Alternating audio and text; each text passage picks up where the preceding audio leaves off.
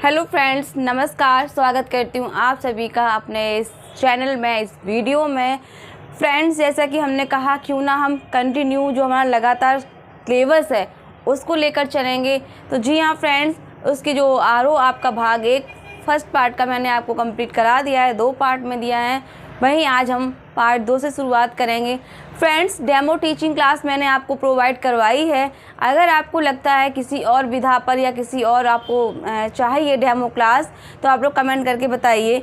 जो टॉपिक आपको लग रहा हो कि थोड़ा मुश्किल है, आप कमेंट करिए कि इस टॉपिक पर मैम वीडियो बना दीजिए, तो मैं पूरा प्रयास करूँगी आपको वीडियो प्रोवाइड करवाऊँ। तो आज हम फटाफट से देख लेते हैं क्रम से, क्योंकि पढ़ना तो हमें क्रम से ही है। तो फ्रेंड्स, चलिए फटाफट से स्टार्ट करते हैं। तो फ्रेंड्स देखिए, मैंने यहाँ पर आज कृष्णा सोबती जी के जो आपका पार्ट 2 लगा हुआ है, ठीक है, मियाँ नसरुद्दीन, उसके विषय में जो भी महत्वपूर्ण पार्ट से या जो भी महत्वपूर्ण इम्पोर्टेंट जो कहें महत्वपूर्ण बिंदु थे, वो मैंने यहाँ पर लिख लिए हैं। क्योंकि पढ़ना तो आपको पूरा है ही, जो आपके पास किताब है उनको आपको कहानी जो मियाँ नसरुद्दीन की दी आपको पूरी पढ़नी है। लेकिन हमने कहा क्यों ना छोटे छोटे पॉइंट्स भी कुछ महत्वपूर्ण से लगे तो वो यहाँ पर लिख लिए जाएं। ठीक है फ्रेंड्स, तो चलिए फटाफट से देख लेते हैं। तो यहाँ पर फ्रेंड्स देख लेते हैं, कृष्णा सोबती का जन्म महत्वपूर्ण है, ठीक है। इनका जन्म 18 फरवरी 1925 को पाकिस्तान के गुजरात प्रांत में हुआ था, ठीक है। कब? 18 फरवरी 1925 को पाकिस्तान के गुजरात प्रांत में किसका जन्म हुआ था? कृष्णा सोबती जी का। वहीं देख लेते हैं, कृष्णा सोबती ने नारी के ऊपर होने वाले अत्याचारों का उजागर किया है। जी हाँ फ्रेंड्स, कृष्णा सोबती ने जब अपनी लेखनी उठाई तो उन्होंने देखा कि समाज में किस तरह से औरतों के ऊपर या नारी जाति के ऊपर अत्याचार हो रहा है। उन सबको देखकर उन्होंने अपनी कलमबद्ध लेखनी से लिखा और काफ़ी अच्छा प्रयास किया, जो कि वह प्रयास उनका आज हिंदी साहित्य में विशिष्ट स्थान रखे हुए है। तो फ्रेंड्स देखिए, आगे अगला पॉइंट हम देख लेते हैं। कृष्णा सोबती का उपन्यास यानी कि जिंदगी नामा बेहद महत्वपूर्ण है। इनका ये उपन्यास, कृष्णा सोबती का उपन्यास जिंदगी नामा के लिए सन 1980 में इनको साहित्य अकादमी पुरस्कार से सम्मानित किया गया है, ठीक है फ्रेंड्स। यानी कि जिंदगी नामा जो इनका उपन्यास है उसके लिए इनको 1980 में साहित्य अकादमी पुरस्कार दिया गया। अगला पॉइंट है फ्रेंड्स, यहाँ पर देख लेते हैं, कृष्णा सोबती को 2017 में भारतीय ज्ञानपीठ पुरस्कार भी दिया गया। यानी कि 2017 में जो भारतीय ज्ञानपीठ पुरस्कार है वो किसी अब एक रचना के लिए नहीं बल्कि संपूर्ण रचना कर्म के लिए दिया जाता है। वहीं पर देख लेंगे हम, अगला इनका उपन्यास है मित्रों मरजानी। इनका उपन्यास स्त्री लेखन का ये बेहद महत्वपूर्ण है। आप चाहें आगे यूपी टीजीटी पीजीटी का एग्ज़ाम देंगे या जो भी रहेगा तो आपको पता चलेगा कि यहाँ पर किस तरह से प्रश्न बनता है। प्रश्न ये बन जाता है कि आपका स्त्री लेखन का प्रस्थान बिंदु किसे कहा गया है, ठीक है। तो यहाँ पर जो कृष्णा सोबती का उपन्यास है मित्रों मरजानी, उसको क्या कहा गया? स्त्री लेखन का प्रस्थान बिंदु कहा गया है। किसको? कृष्णा सोबती उपन्यास मित्रों मरजानी को स्त्री लेखन का प्रस्थान बिंदु कहा जाता है। संस्मरण के क्षेत्र में हम हशमत का इनका विशिष्ट स्थान है। कृष्णा सोबती का जो संस्मरण है हम हशमत, उसका हिंदी साहित्य में विशिष्ट स्थान माना गया है। चलिए, ये थे कुछ कृष्णा सोबती से संबंधित महत्वपूर्ण पॉइंट्स जो कि मैंने आपको बता दिए। आगे हम देख लेते हैं फ्रेंड्स, मियाँ नसरुद्दीन, ठीक है, जो कि कृष्णा सोबती जी ने एक संस्मरण लिखा है और ये शब्द चित्र के रूप में है।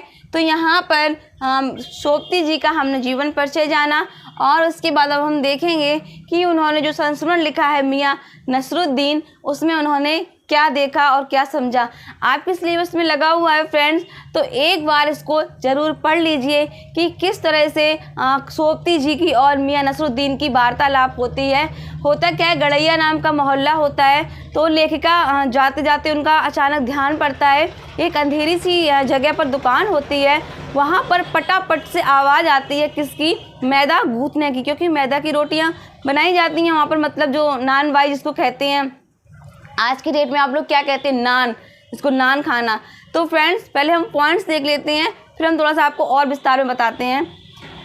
तो मियां नसरुद्दीन सोपती जी का लिखा हुआ संस्मरण है, यह एक शब्द चित्र भी है।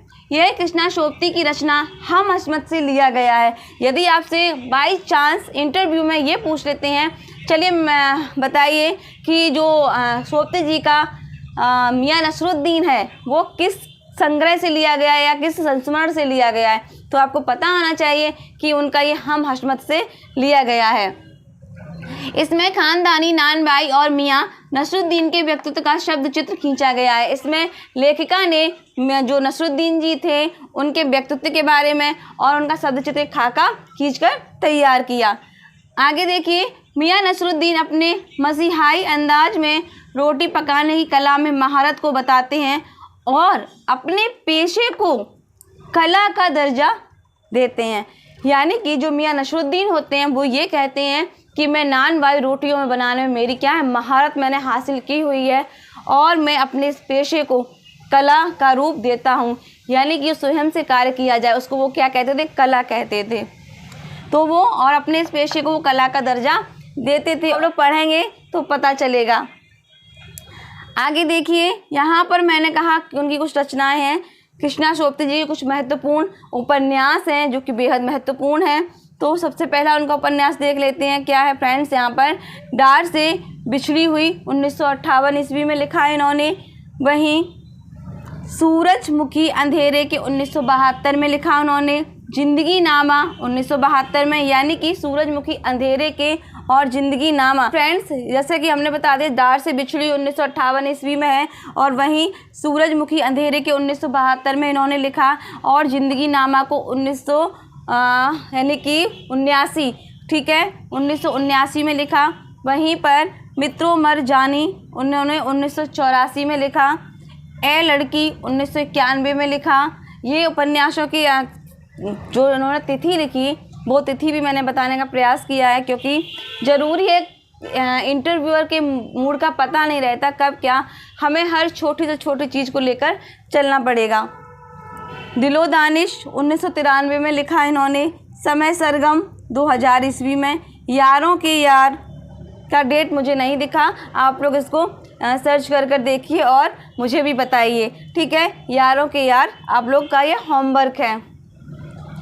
कहानी संग्रह जो मुझे इनके अच्छे लगे, अच्छे क्या जो महत्वपूर्ण है कहानी संग्रह, बादलों के घेरे में 1980 ईस्वी। वहीं सिक्का बदल गया 1948 ईस्वी में प्रतीक पत्रिका में क्या प्रकाशित हुआ था, जो कि इसके संपादक कौन रहे थे, अज्ञे जी। यहाँ पर बता दूँ, सिक्का बदल गया में फ्रेंड्स जो शाहनी नामक महिला होती हैं किस तरह से उनको वहाँ से समय बदलता है और जो बंटवारे का दौर होता है तो कैसे उनको शाहनी को वहाँ से निकाला जाता है और शाहनी वहाँ से कुछ भी लेकर नहीं जाती हैं, बिल्कुल खाली हाथ से चली जाती हैं। तो वहाँ पे उनके जो साथ सेरा होता है और भी जो उनके साथ देने वाले होते हैं। तो उस कहानी काफ़ी मार्मिक और अच्छा वर्णन किया है लेखिका ने। तो समय मिले आपको पढ़िएगा ज़रूर, सिक्का बदल गया, काफ़ी अच्छा कहानी संग्रह है। तो फ्रेंड्स ये कुछ छोटी लेकिन बेहद महत्वपूर्ण जानकारी थी इंटरव्यू की दृष्टि से। ऐसा आपके डेमो क्लास से भी हो सकता है आपको गद्य में संस्मरण या कुछ पढ़ाना पड़े, तो आप लोग एक भूमिका बना लीजिए और उसको बहुत अच्छे से सरल तरीके से आप पढ़ा सकते हैं। तो फ्रेंड्स आप चाहें तो इसका स्क्रीनशॉट ले लीजिए और चाहें तो मेरी आवाज़ सुनकर आप लोग इस वीडियो को अच्छे से देख सकते हैं 1 से 2 बार भी। तो फ्रेंड्स ये थी एक छोटी सी कोशिश, जो कि मैंने कहा लिखने के साथ साथ जब आप आवाज़ भी सुनते हैं तो वो चीज़ें अच्छे से रिकॉल हो जाती है। जैसे आप म्यूज़िक सुनते हैं और देखते भी हैं तो आपको बहुत अच्छे से याद हो जाता है। ऐसे ही ज़्यादा कुछ नहीं, हम 10 चीज़ों को जब पढ़ेंगे तो उसमें कम से कम 5 तो याद रहेंगी। तो सुनना बेहद ज़रूरी है और देखना भी। तो सुनना और देखना यदि एक साथ होगा तो अच्छी क्रिया का विकास होगा और आपको अच्छे से याद भी होगा। तो इसी के साथ फ्रेंड्स यदि वीडियो पसंद आए तो प्लीज़ शेयर भी कीजिए और वीडियो को लाइक भी कीजिए और चैनल को सब्सक्राइब भी कीजिए। धन्यवाद।